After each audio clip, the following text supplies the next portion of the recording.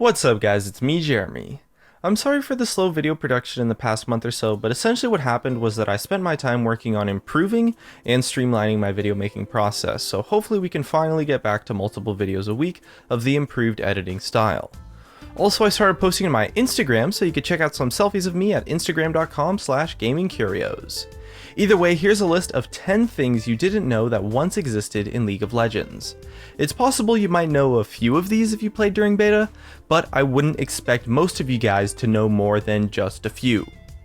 Also keep in mind that since a lot of these things come from the beta and alpha of League, footage for a lot of these doesn't necessarily exist at all, but there is proof of all of these things existing in the past patch notes and other various places. If you enjoy the video, don't forget to hit that like button, and if you don't enjoy the video, please click the dislike, and if this video hits, let's say 10,000 ratings, I'll make another one of these. Anyways, let's get started.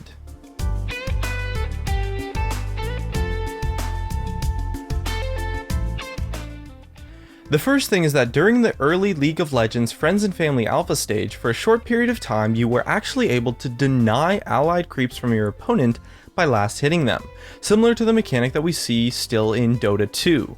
It was considered to be somewhat of an anti-fun mechanic and so was taken out the second week of the alpha stage. However, Gangplank was able to deny creeps using his Raise Morale when he was released.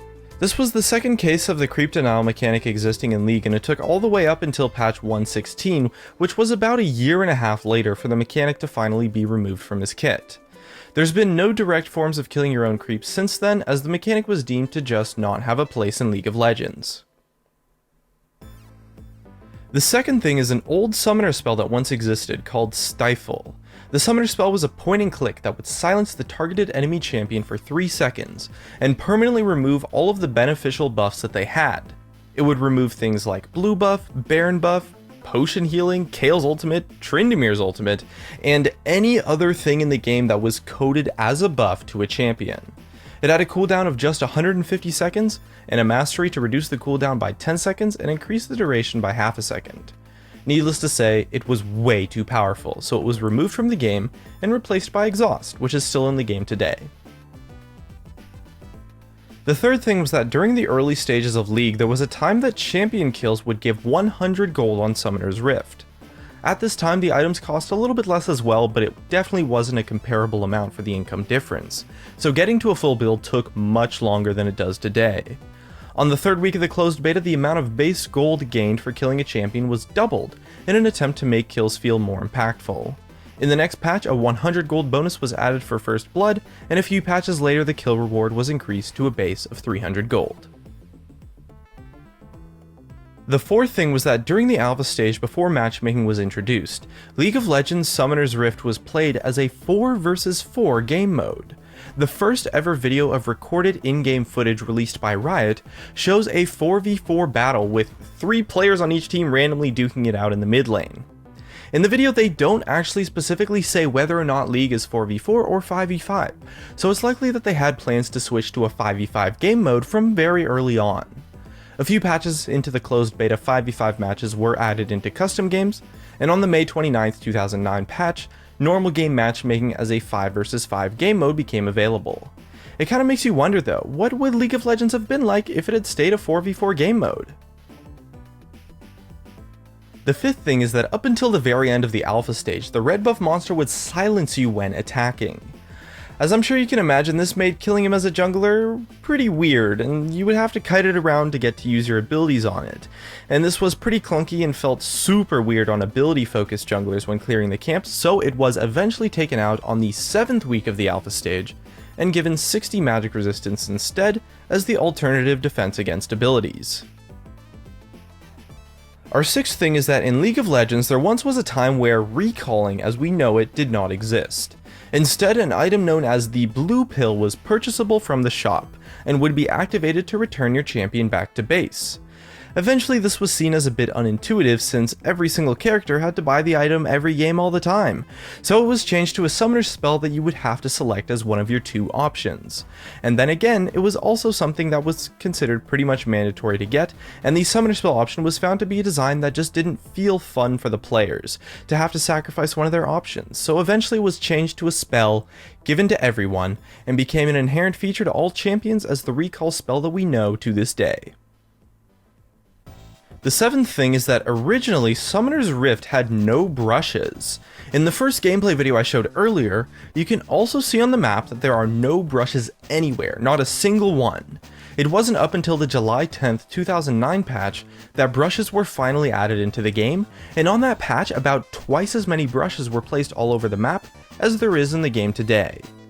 Over time, the amount of brushes on the map was lowered further and further until what we have today, which is actually the least amount of brush that's ever existed in League of Legends. The 8th thing involves minions. I'm sure a lot of you remember that jungle monsters could crit, but during the early stages of League, super minions from lanes were able to critically strike. They had a crit chance of 10%, but the inconsistency wasn't a very good thing, so it was taken out of the game during the early stages of beta, on the April 25th, 2009 patch. But the jungle monsters retained their crit chance for an extremely long time, and it wasn't until the preseason to Season 4 where the wolves could no longer crit, and we finally saw critical strikes from monsters removed completely. The 9th thing is a little bit outside of the box, but I honestly just wanted to include it because I thought it was really cool. There used to be a turret defense League of Legends game for iPhone that was developed by Riot and released in early 2010. League of Legends Turret Defense was an official game made by Riot and was used as a promotional tool for the launch of League. It was a tower defense game where you build and upgrade turrets in order to stop waves of minions, occasionally backed up by a dragon and even a few champions. It was free to play but was taken down from the App Store after just a few months. You might be able to find a download somewhere on the internet, but from what I read, well, it wasn't exactly the best game ever. And our 10th and final thing is that Flash used to have a cast time and a much higher range. At first the cast time was 3/4 of a second, 0.75, which is pretty long, and a range of 900 with a cooldown of 150 seconds. The current range of Flash on the day that I'm making this video is 425 with an instant cast and a 300-second cooldown, so the range back then was more than double what it is today. But due to the cast time, the summoner spell was actually considered a bit weak, since imagine, you could never really use it to dodge abilities. So in the early closed beta, the cast time was lowered to 0.5 seconds, and then eventually removed completely on the June 12, 2009 patch, where on the same patch the range was also lowered to 800. Removing the cast time made the ability overpowered as heck, since it just added so much outplay potential that it would go on to receive nerf after nerf until it reached the point that the ability is at today. And that's just about it. Here are some of my favorite comments from a previous video where I asked, what champion should I make a history video for next? For a chance to be featured in a future video, leave a comment about what thing you missed the most in League of Legends. Thanks for watching, and I'll see you guys next time. Into a game that he sure to lose. Major symptomatic flaws due to twisting gutter flips and bats of forth and it's time. I know it takes some money, those of paper. Keep in mind we just shift the ship well far along the way.